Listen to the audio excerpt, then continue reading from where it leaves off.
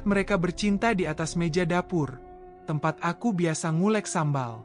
Bayu, suamiku, dan Reni, adikku sendiri, setubuh. Aku berdiri diam di ambang pintu, tubuhku gemetar. Tapi bukan karena marah. Rasanya, lebih dari itu. Sesuatu yang dingin merambat dari tulang belakangku, sampai ke ujung jari. Tanganku mencengkeram erat gagang pintu, nyaris patah. Tapi mereka tetap tak sadar. Sibuk menjerit dan tertawa, seperti dua binatang yang haus nafsu. Aku cinta kamu, Ren. Kamu beda dari dia, ucap Bayu sambil menciumi leher adikku. Reni mendesah. Kak Ratna nggak ngerti kamu, Mas. Dia dingin, nyebelin, nggak kayak aku. Jantungku berhenti berdetak, tapi aku tetap tak bergerak. Aku ingin melihat sampai akhir.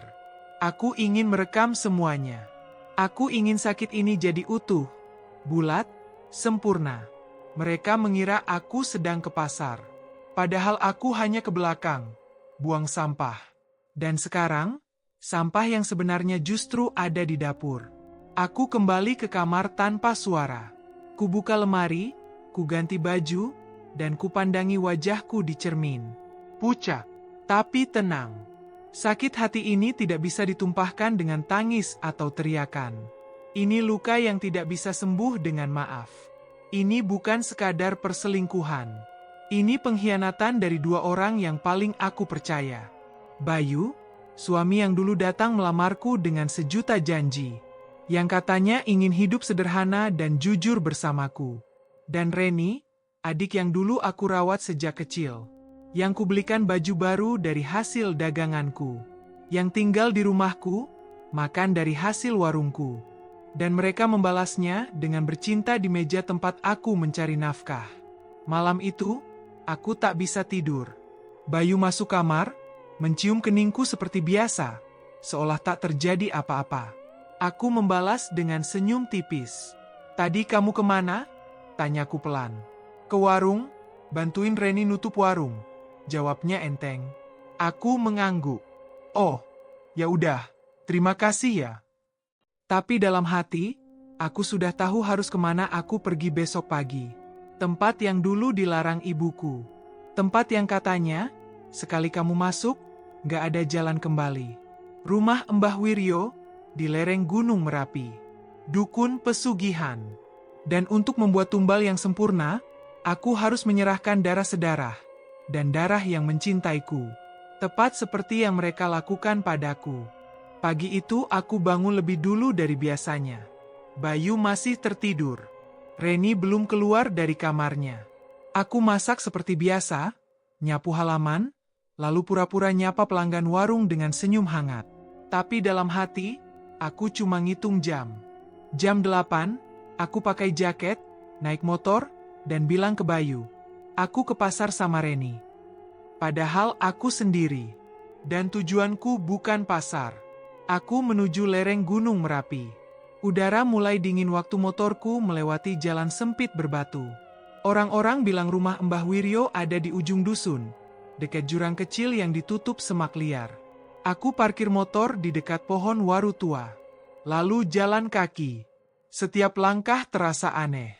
Bukan karena takut, tapi seperti ada yang ngawasin.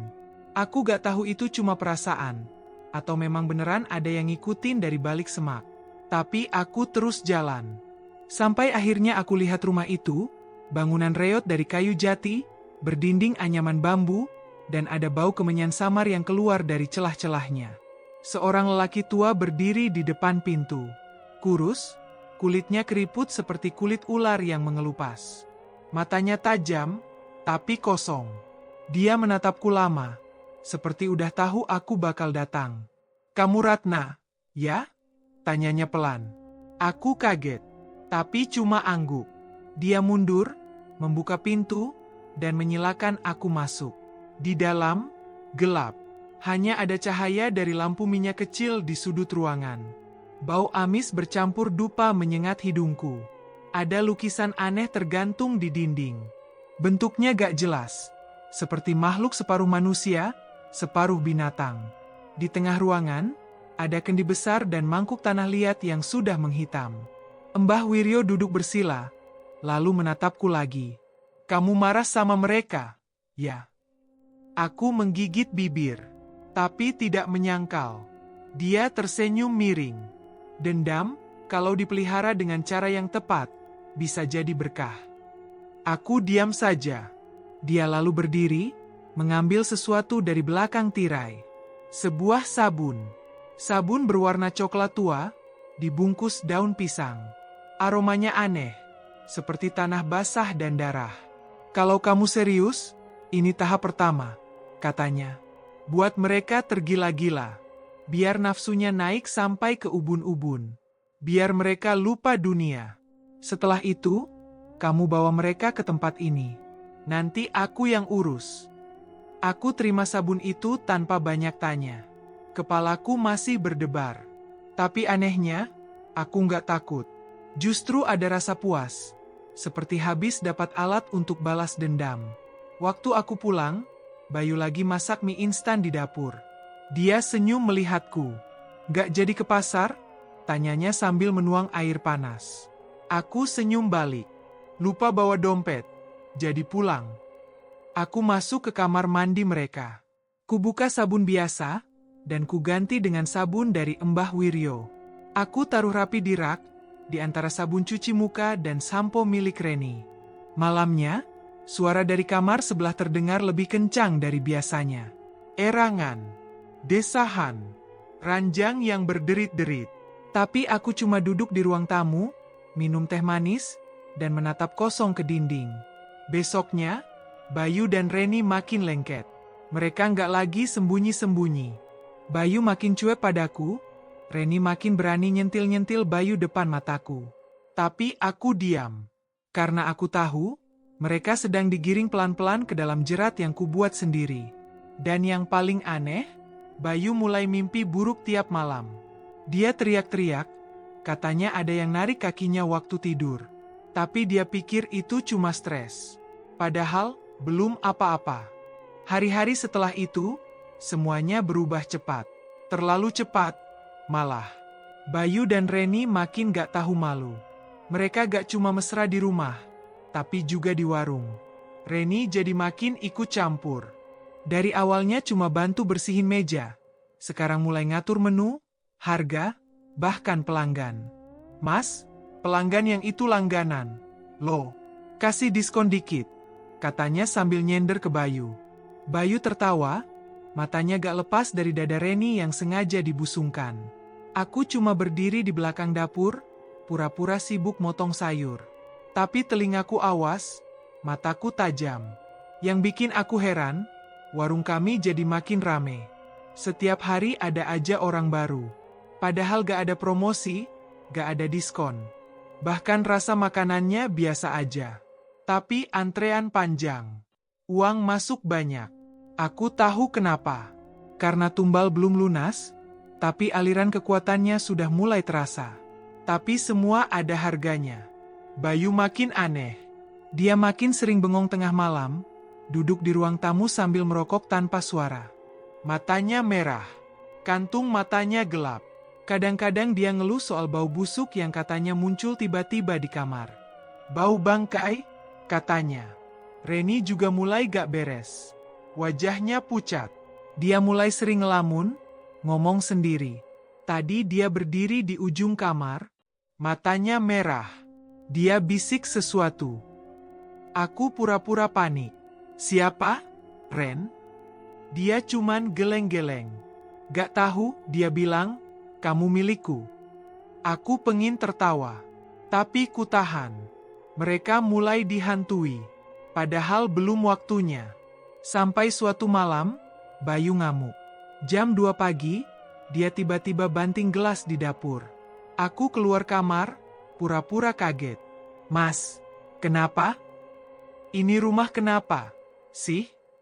Bau kayak got. Aku tadi tidur kayak dicekek. Mataku gak bisa gerak. Aku peluk dia pelan, seolah peduli. Mungkin kamu kecapean. Tapi dia dorong tubuhku. Jangan sok baik. Kamu pasti tahu sesuatu, kan? Rumah ini gak beres sejak kamu pulang hari itu. Aku diam. Dan untuk pertama kalinya, aku tatap matanya dengan tajam. Bukan sebagai istri, tapi sebagai seseorang yang tahu semua dosanya. Kalau kamu gak nyaman, Mas, keluar aja. Gak ada yang tahan kamu di sini, kataku dingin. Dia tertegun.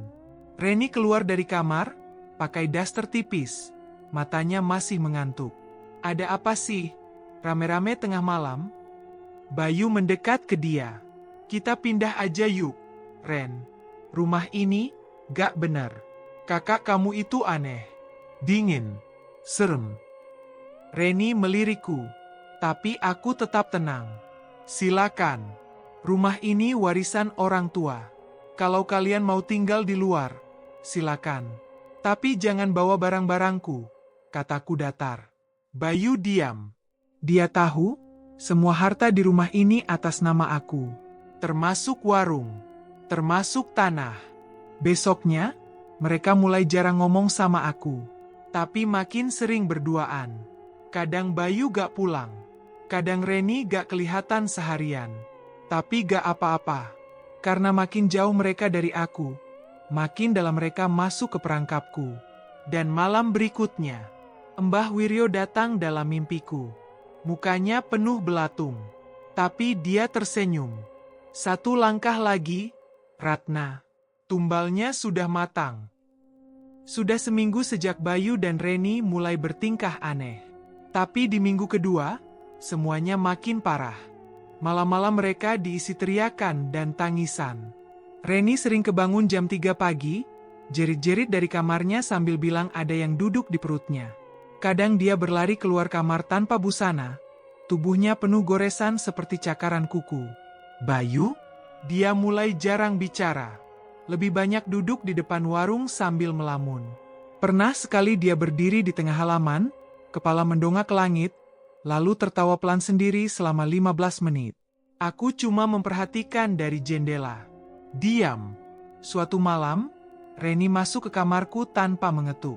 Matanya sembab, rambutnya berantakan. Kak, aku mimpi buruk terus.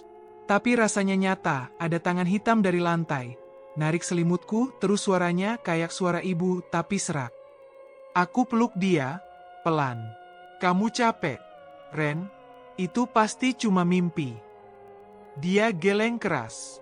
Enggak, Kak. Bayu juga ngalamin. Tadi malam, dia bangun-bangun mimisan. Katanya ada yang jilat mukanya waktu tidur. Malam itu, mereka tidur di ruang tamu. Lampu dinyalakan semua. Tapi aku tahu, terang gak bisa usir apa yang udah masuk ke rumah ini. Keesokan harinya, pelanggan di warung mulai ngomongin hal-hal aneh. Ada ibu-ibu bilang lihat Reni jalan di tengah jalan jam 2 pagi, cuma pakai daster, mulutnya komat kamit.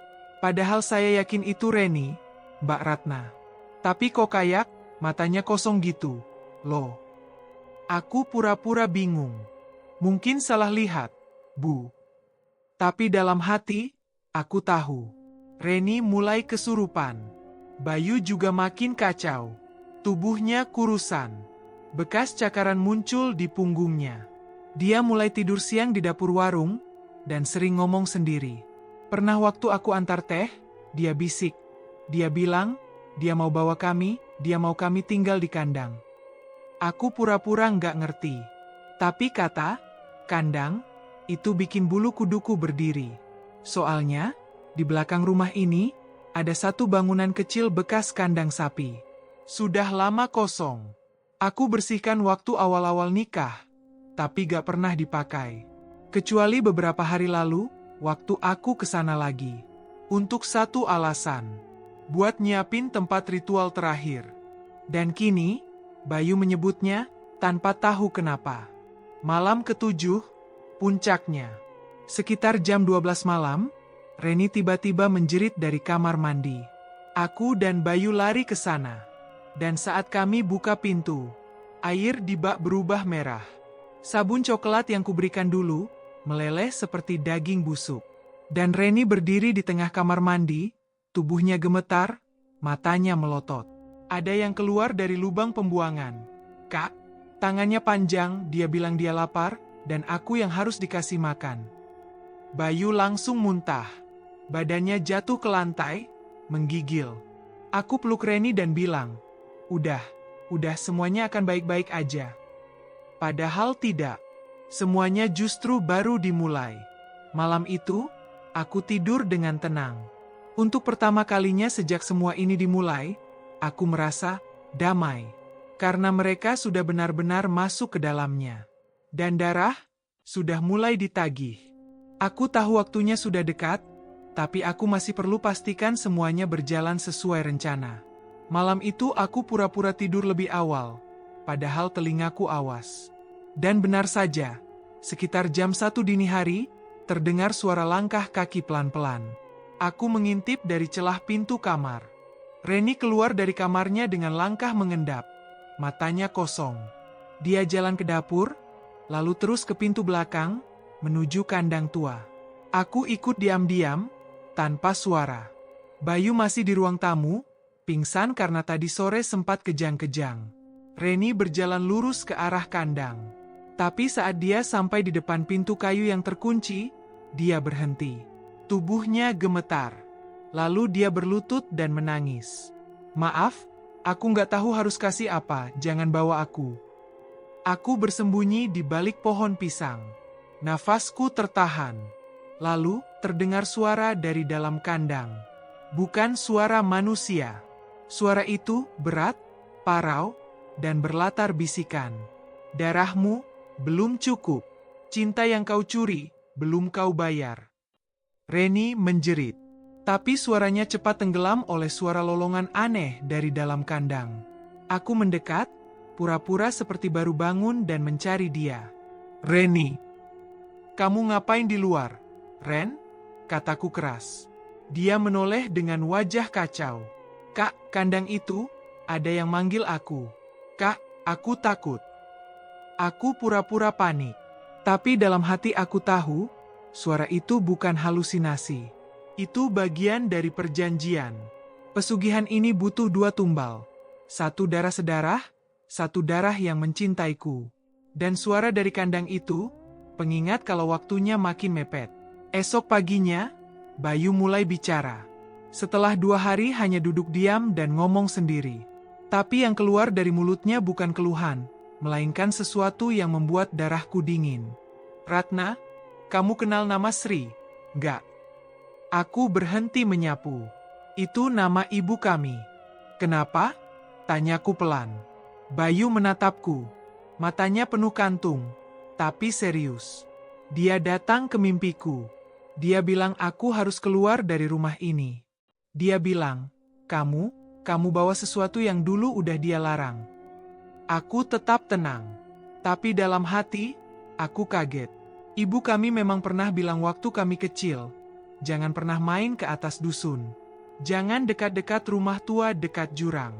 Itu tempat orang jual jiwa, katanya. Tapi saat itu, aku pikir beliau cuma menakut-nakuti. Ternyata tidak.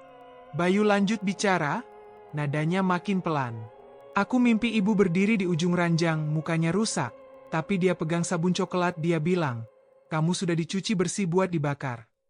Apa maksudnya, Ratna? Aku tidak jawab. Aku hanya masuk ke dapur, pura-pura sibuk, dan membiarkan Bayu terus dihantui rasa takutnya sendiri.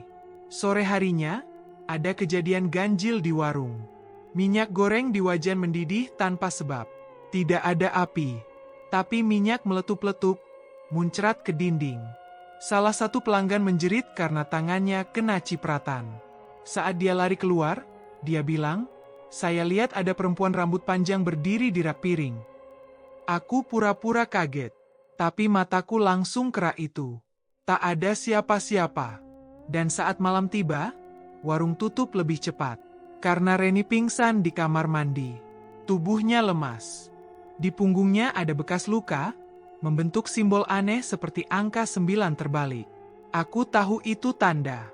Mbah Wiryo pernah bilang, kalau simbol itu muncul, artinya makhluk penunggu pesugihan sudah mulai klaim. Tanda pertama dari perjanjian. Aku mandikan Reni malam itu. Dia menangis, pelan. Kak, kamu masih sayang aku, kan? Aku usap kepalanya. Tentu, Ren. Kamu adik kandungku. Tapi aku tidak bilang bahwa dalam beberapa hari, dia akan jadi tumbal pertama. Dan aku sudah siapkan segalanya. Kandang sudah dibersihkan. Dupa sudah kubeli.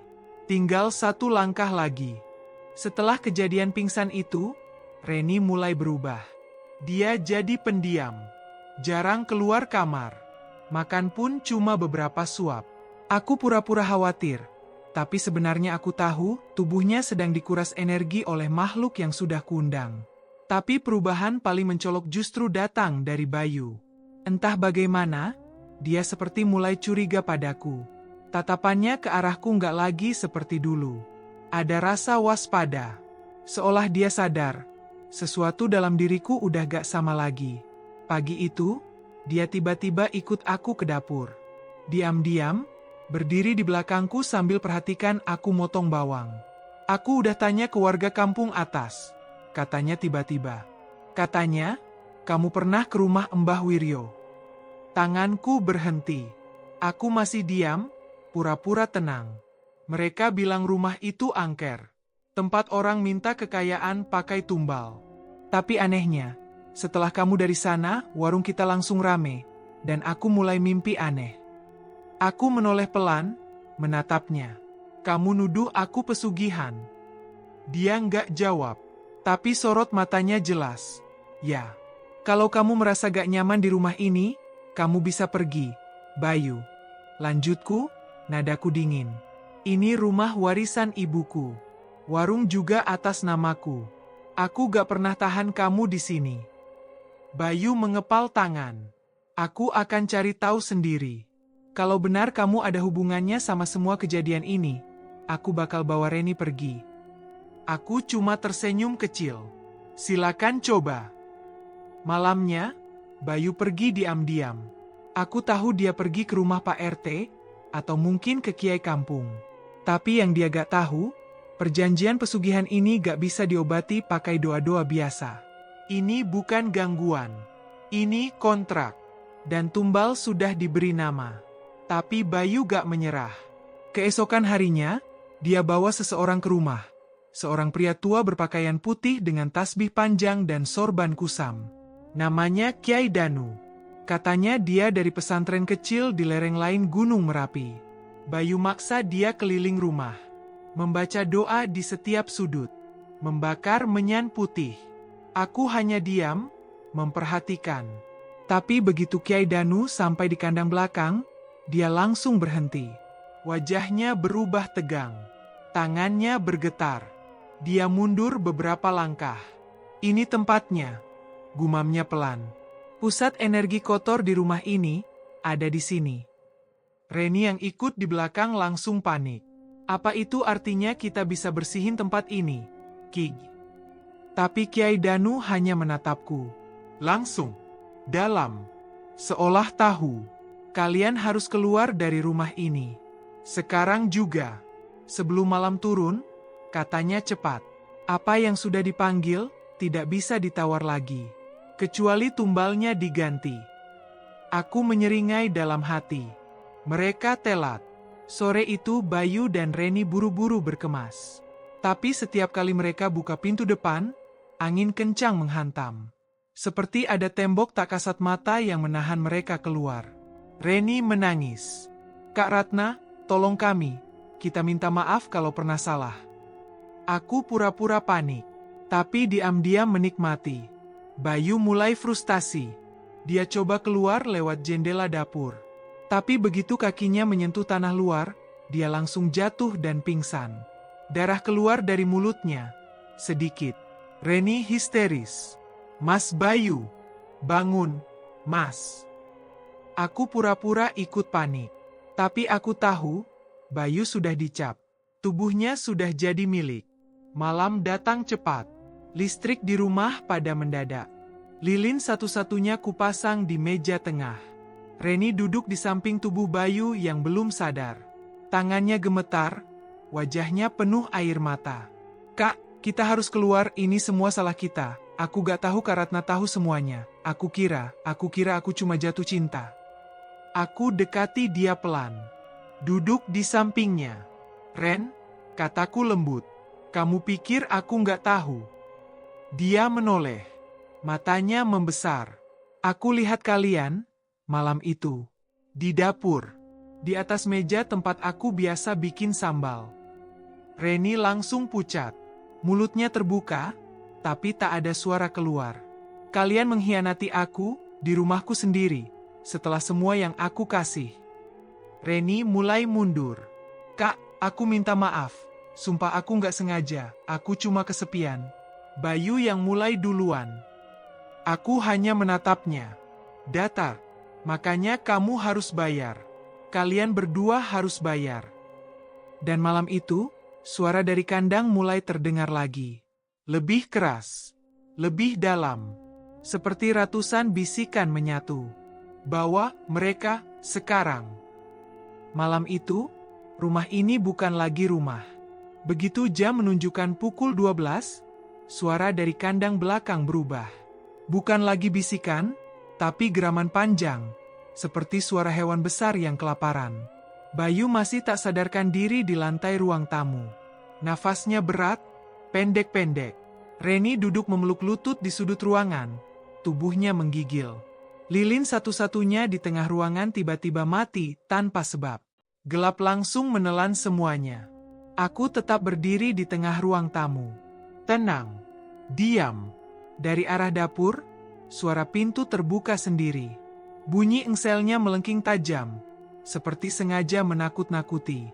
Lalu terdengar langkah pelan. Berak. Berderak, seperti kaki makhluk besar menyeret rantai. Kak Ratna, suara Reni gemetar. Itu apa? Aku diam. Langkah itu makin dekat. Reni langsung merangkak ke arah Bayu, berusaha membangunkannya. Mas, bangun, Mas, tolong. Tapi Bayu tak bergerak. Mulutnya mulai berbusa, dan dari hidungnya keluar darah. Reni berteriak, "Tolong, kita keluar dari sini." Dia lari ke arah pintu, tapi sebelum tangannya menyentuh gagang, sesuatu menghantam pintu dari luar. Buk! Pintunya bergetar keras, hampir jebol. Reni terpental jatuh ke lantai. Tubuhnya gemetar hebat. Apa itu? Siapa di luar? Aku mendekat pelan. Dari balik tirai, aku bisa melihat bayangan besar berdiri di luar pintu. Hitam, tinggi, kepalanya menyentuh langit-langit teras. Matanya merah menyala. Nafasnya menggetarkan kaca.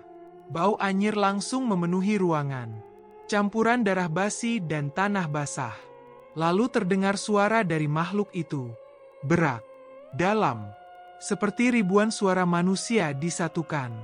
Buka pintunya. Reni menjerit sekuat tenaga. Jangan.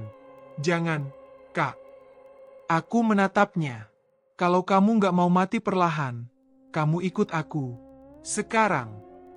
Dia menggeleng kuat. Kak Ratna, aku minta maaf, jangan kasih aku ke dia. Aku adikmu, kita darah yang sama. Aku menunduk, tapi tak menjawab. Aku tarik tangannya paksa. Reni meronta, menangis sejadi-jadinya. Jangan, Kak. Tolong. Aku takut. Tapi aku seret dia menuju kandang belakang. Langkah kami melewati tubuh Bayu yang mulai mengejang.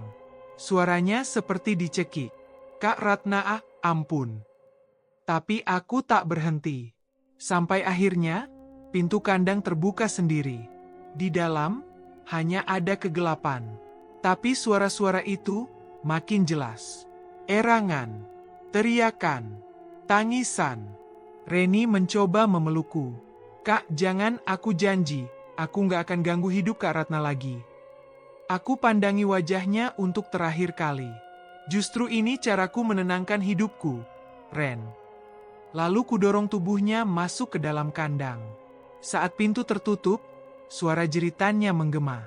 Tertelan oleh suara-suara dari dalam. Dan malam itu, rumah kami benar-benar hening. Tapi untuk pertama kalinya, Warung kami akan benar-benar kaya. Kupikir setelah Reni dikorbankan, semuanya akan selesai. Pesugihan akan lunas, dan aku bisa hidup tenang. Tapi malam itu, aku sadar satu hal. Kejahatan gak pernah berhenti setelah kau beri apa yang dia mau. Ia selalu minta lebih. Setelah pintu kandangku tutup dan suara Reni perlahan hilang, aku kembali ke rumah.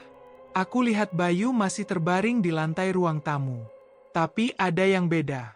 Tubuhnya gemetar pelan, tapi bukan seperti orang menggigil. Lebih mirip, seperti ditarik dari dalam. Napasnya tersengal. Dan saat aku hampir menyentuh pundaknya, dia mendadak duduk. Mendadak. Seolah ada tali tak terlihat yang menarik tubuhnya ke atas. Bayu?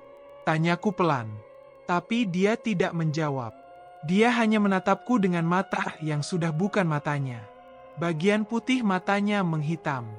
Bola matanya seperti terendam bayangan. Tubuhnya perlahan berdiri. Posturnya tegap, tapi tidak wajar. Seperti wayang digerakkan. Lalu dia bicara, dengan suara berat bercampur gema, seolah lebih dari satu suara keluar dari tenggorokannya. Kau kira ini cukup? Aku mundur 2 langkah. Aku sudah beri 2 tumbal. Reni dan Bayu, itu sesuai perjanjian. Tidak ada perjanjian yang selesai tanpa korban terakhir, katanya. Apa maksudmu? Pengundang harus ikut masuk. Aku geleng cepat. Tidak. Mbah Wiryo bilang 2 tumbal. Cukup. Itu syaratnya. 1 darah sedarah, 1 darah cinta. Bayu, atau entah siapa yang memakai tubuhnya, tertawa pelan. Tertawanya panjang, menyakitkan telinga. Mbah Wiryo bukan siapa-siapa. Dia hanya jembatan. Kau yang membuat kontrak. Dan kontrakmu belum lunas. Angin mendadak kencang masuk dari arah dapur. Api lilin padam. Jendela ruang tamu terbuka lebar, membentur dinding. Langit di luar gelap pekat, tanpa bintang. Seolah malam itu tak punya ujung. Bayu mendekat pelan. Kau pintar, Ratna.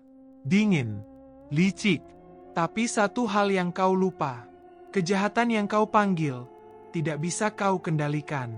Dia hanya menuruti, sampai waktunya dia makan balik.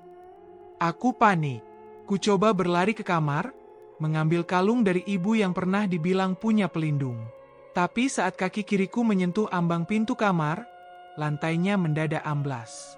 Aku jatuh, tapi bukan ke dalam kamar. Ke dalam ruang gelap, penuh bau amis. Dindingnya dari tanah. Basah. Di sekelilingku, terdengar suara-suara lirih, menangis, merintih. Ada yang memanggil namaku. Ratna. Ratna, sini, gantian ya. Aku merangkak ke belakang. Tangan-tangan kecil keluar dari tanah, mencoba menarikku. Suara Reni terdengar dari salah satu sisi, pelan, nyaris berbisik. Kak, kenapa kakak bohong? Kenapa kakak dorong aku? Kenapa? Aku menjerit. Ku ketuk-ketuk tanah di atas kepalaku, berharap kembali ke rumah. Tiba-tiba cahaya kecil muncul. Suara berat menggelegar dari atas. Bayar lunasnya. Atau kau tinggal di sini selamanya.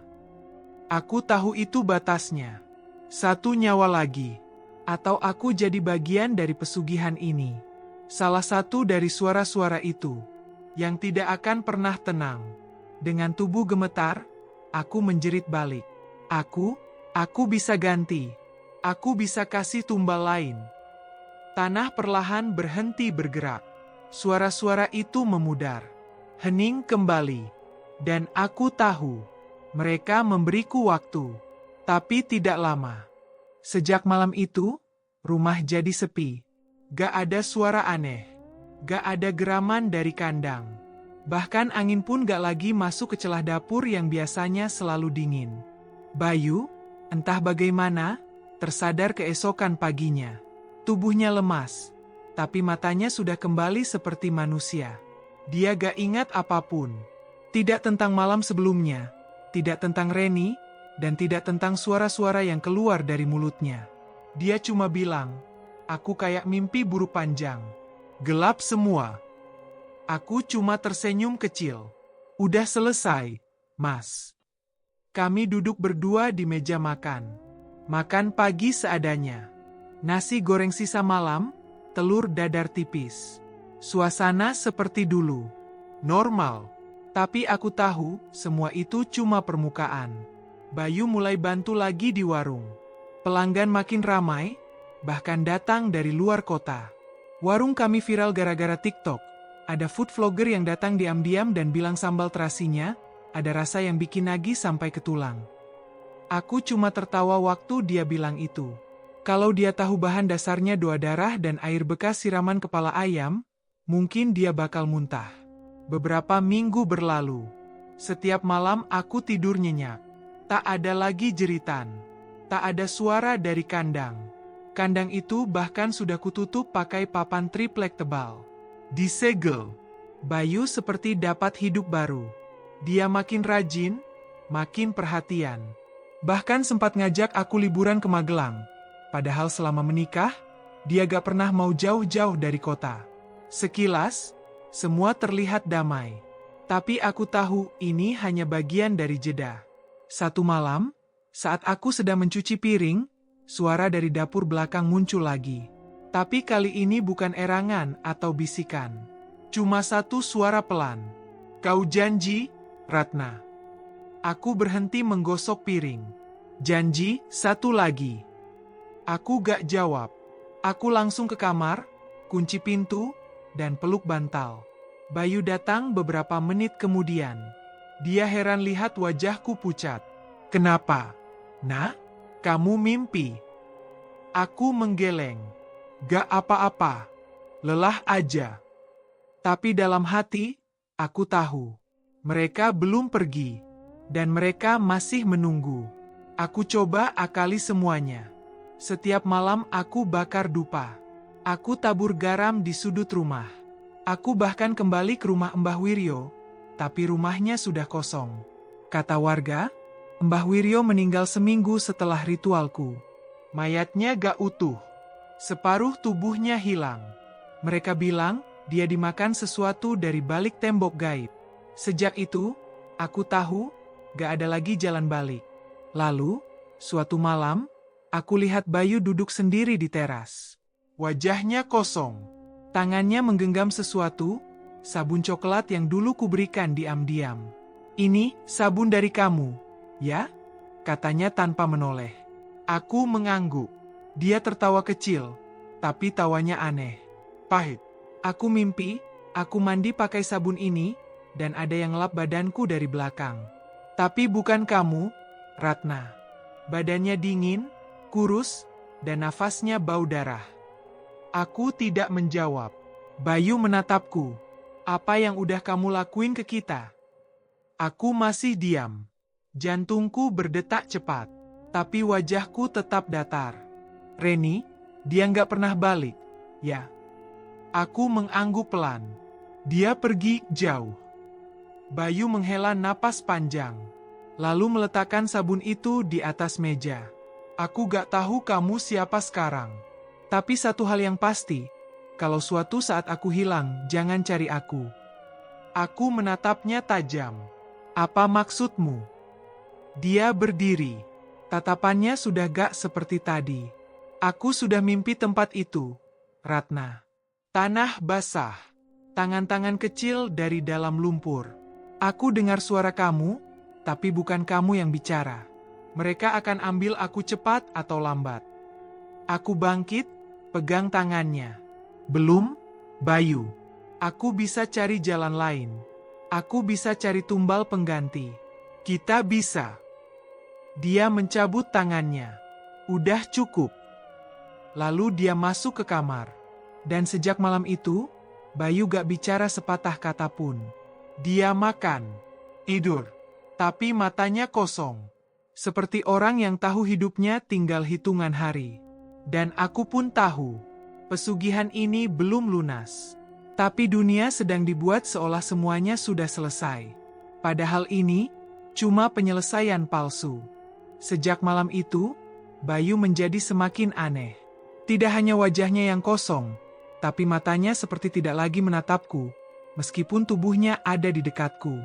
Dia lebih sering duduk di teras, termenung, atau berdiri di depan pintu belakang seperti menunggu sesuatu. Aku mulai merasa sesuatu yang gelap sedang mengintai kami. Hari demi hari, warung makin laris. Uang yang masuk semakin banyak. Banyak pelanggan yang datang dan memuji makanan kami, bahkan ada yang membawa pulang sambal kami dalam jumlah besar. Tapi semakin banyak uang yang masuk, semakin aku merasa ada sesuatu yang hilang. Aku mulai menyadari hal yang aneh. Suasana rumah dan warung seolah terkendali, tetapi Bayu tidak pernah benar-benar kembali. Dia cuma tubuh kosong yang terus berjalan, makan, dan tidur. Tidak ada lagi senyum atau canda seperti dulu. Di suatu malam yang gelap, aku merasa seperti diperhatikan. Bukan oleh Bayu, tapi oleh sesuatu yang tak terlihat. Perasaan itu semakin menguat ketika aku mendengar suara langkah kaki dari dalam kamar. Aku kira itu Bayu. Tapi begitu aku masuk, dia sedang duduk di pojok ruangan, menatap keluar jendela dengan ekspresi yang tidak bisa aku pahami. Bayu. Aku mendekat. Apa yang terjadi? Dia tidak menjawab, hanya memandangi langit malam yang gelap. Matanya kembali kosong, seperti yang kulihat di malam-malam sebelumnya. Aku merasa semakin gelisah. Apa yang kamu tunggu-tunggu? Tanyaku, sedikit lebih keras. Dia tetap diam. Tiba-tiba, aku teringat sesuatu yang sempat dibilang Mbah Wiryo. Ketika perjanjian dibuat, darah yang membayar tidak akan pernah tenang. Dia harus terus memberi, sampai semua terbayar dan lebih banyak lagi. Aku menatap Bayu yang tidak bergerak, menyadari bahwa bukan cuma aku yang terjebak dalam permainan ini, tapi juga Bayu. Saat aku berjalan keluar rumah untuk mengambil napas, aku melihat bayangan bergerak cepat di samping warung. Aku berlari ke arah sana, hanya untuk menemukan Reni. Tapi bukan Reni yang dulu aku kenal. Wajahnya pucat, matanya kosong. Ia berdiri di depan warung, tertawa pelan, namun suaranya terdengar seperti ribuan orang. Aku kembali, katanya dengan suara yang lebih berat, lebih dalam dari sebelumnya. Aku mundur sedikit. Tidak, kamu sudah pergi, Reni. Reni tersenyum sinis. Aku tidak pernah pergi, Kak. Selama kamu dan Bayu ada di sini, aku akan selalu kembali. Kita semua akan selalu kembali. Tiba-tiba, Bayu muncul di belakangku. Tapi dia sudah berubah. Wajahnya tidak lagi manusia. Itu bukan Bayu yang aku kenal. Itu entitas yang menguasai tubuhnya. Kau pikir kau sudah bebas, Ratna? Kau hanya memberiku kesempatan untuk menguasai lebih banyak. Kalian berdua hanya bagian dari permainan yang lebih besar. Seketika, aku sadar, semua yang terjadi, semua yang kurasakan, bukanlah kebetulan. Aku bukan hanya bagian dari permainan ini, aku adalah pion utama dalam ritual ini. Aku yang memulai semuanya, dan aku yang harus menanggung akibatnya. Tapi sesuatu yang lebih mengejutkan terjadi. Bayu dan Reni, yang sebelumnya aku kira sudah dikendalikan oleh kekuatan gelap, tiba-tiba berubah. Mereka berdua menatapku dengan mata penuh kebingungan. Seolah ada kekuatan yang mengusir mereka dari tubuh mereka. Bayu menatapku, hampir tidak percaya. Ratna, apa yang terjadi? Aku tidak bisa berkata-kata. Apa yang baru saja terjadi? Aku merasa ada sesuatu yang lebih besar sedang terjadi, sesuatu yang lebih kuat daripada pesugihan ini. Tiba-tiba, tanah di bawah kaki kami bergetar. Suara jeritan mengisi udara, mengerikan, memenuhi ruang di sekitar kami. Semua yang ada di sekitar kami, termasuk Reni dan Bayu, tiba-tiba tersungkur ke tanah, menjerit kesakitan. Aku tahu itu saatnya. Aku berlari tanpa tahu arah. Di luar sana, aku mendengar suara keras, suara tubuh yang jatuh, suara sesuatu yang menghilang. Saat aku menoleh, Bayu dan Reni sudah tidak ada. Apa yang terjadi? Ternyata, aku tidak sendirian dalam pesugihan ini. Mbah Wiryo benar. Ini adalah siklus yang tak pernah berhenti. Selama kita berusaha mengendalikan kekuatan gelap, kita akan terus menjadi bagian dari permainan mereka. Aku menangis, menyadari satu hal, perjanjian itu bukan hanya tentang darah atau tumbal. Itu tentang jiwa yang tak pernah bisa lepas. Aku bukan hanya mengorbankan orang-orang yang kucintai. Aku juga mengorbankan diriku sendiri. Dan yang lebih mengejutkan, aku baru sadar, saya adalah korban yang sebenarnya.